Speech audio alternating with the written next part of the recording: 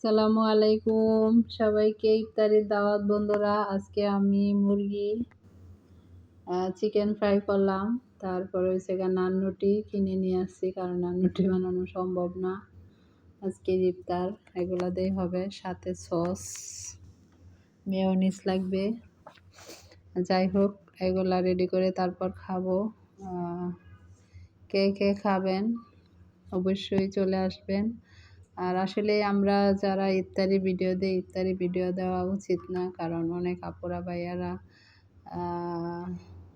কিনতে চায় তবে কিনতে পারে না, বা খাইতে চায় তবে খাইতে পারে না। এই ভিডিও দেওয়া উচিত না। যাই হোক বন্ধুরা, একটা ভিডিও রেডি করলাম আর কি, দুঃখের বিষয় দিয়ে দিলাম।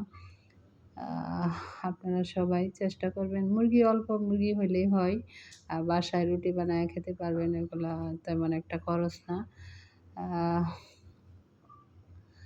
সবাইকে শুভ সন্ধ্যা। আল্লাহ হাফেজ।